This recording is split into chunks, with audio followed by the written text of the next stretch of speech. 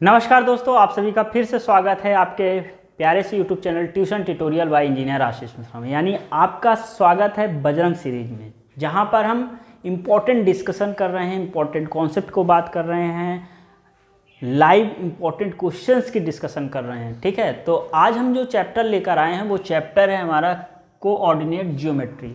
तो आज हम यहाँ पर बात करेंगे कि कोऑर्डिनेट जियोमेट्री में कौन कौन सा पॉइंट कट चुका है, यानी डिलीट हो चुका है आपके एग्जाम में, और यहाँ पर वही बातें होंगी जो आपके एग्जाम में आने वाली हैं।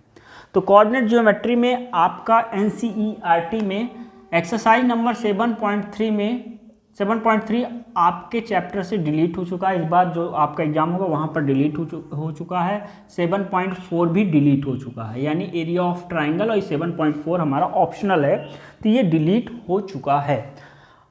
तो और इसका अगर वन शॉट और ये सारी चीज़ें अगर पढ़नी है तो उसके लिंक डिस्क्रिप्शन बॉक्स में है, आप वहाँ से जाकर पढ़ सकते हैं। तो चलिए स्टार्ट करते हैं डिस्टेंस फार्मूला से। तो डिस्टेंस फार्मूला को पढ़ने से पहले हम लोग सबसे पहले पढ़ेंगे कुछ बेसिक चीज़ें जो आपको पहले से पता होंगी, अगर नहीं पता तो जान लीजिए। ये हमारे पास है कोऑर्डिनेट, यानी कि एक्स ओ एक्स डैश है, वाई ओ वाई डैश है। इसके इधर जो जाएंगे तो x पॉजिटिव होगा, इसके इधर आएंगे तो x निगेटिव होगा, इसके ऊपर जाएंगे तो y पॉजिटिव, इसके नीचे जाएंगे तो y निगेटिव होगा। ठीक है, अगर यहाँ पर x, y लिखा होता है तो ये x एक्सिस को डिनोट करता है, दूसरा वाला y एक्सिस को डिनोट करता है। इसको एब्सिसा बोलते हैं, इसको ऑर्डिनेट बोलते हैं। ठीक है, ये सब चीज़ें 9th क्लास की थी, इसलिए मैंने एक बार डिस्कस कर लिया। अब मान लीजिए कि यहाँ पर हमारे पास कोई पॉइंट है और एक पॉइंट हमारे पास यहाँ पर, यानी ये a है और ये हमारे पास b है। ये x1, y1 है और इसका कोऑर्डिनेट x2, y2 है।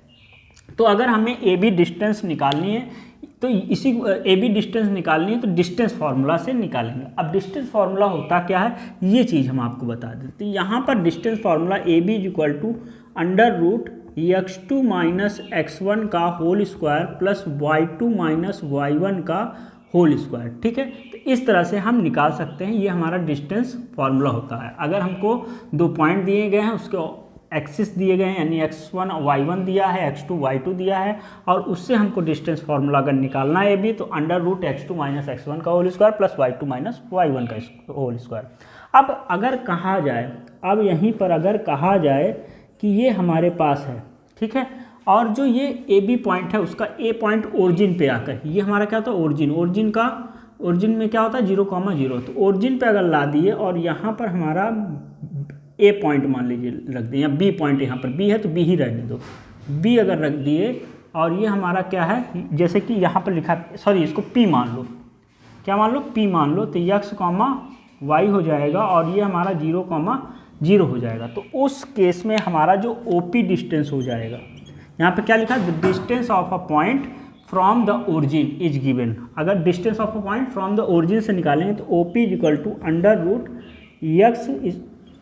= x square plus y square, ये हमारा इसका फॉर्मूला हो जाएगा। ठीक है, यानी √x square plus y square जो होता है वो the distance of a point P from the origin से हमारा ये डिस्टेंस होगा। आप लोग इसको नोट कर लीजिए, फिर हम लोग आगे की ओर चलते हैं।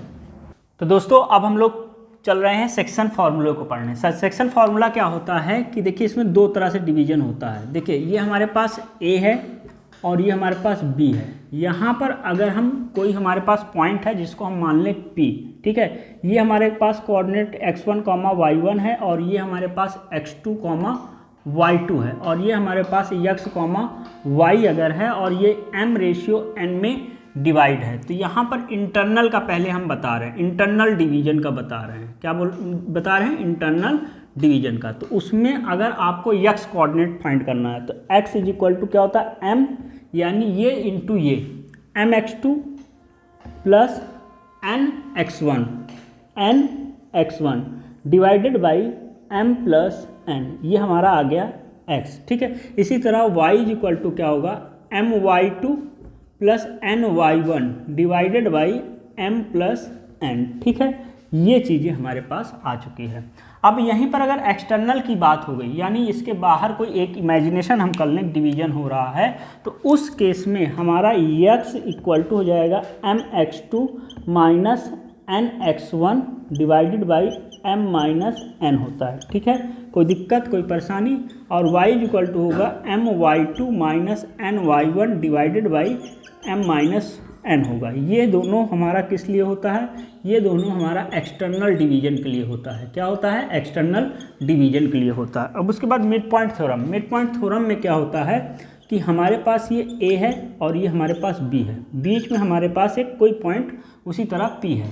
ठीक है, ये बीच में है, यानी कि m और n जो है, यानी m इक्वल टू n होता है यहाँ पर, या m बराबर होता है। यहाँ पर हमारा x1 y1 है और ये हमारा x2 y2 है। ठीक है, और x y निकालना है मिड पॉइंट थ्योरम में, तो x इज इक्वल टू हो जाएगा x1 plus x2 divided by 2 होगा। और डिटेल में पढ़ना तो नीचे लिखा हुआ है, अभी केवल आपके काम की चीज़ें बता रहे हैं। y equal to y1 plus y2 by 2।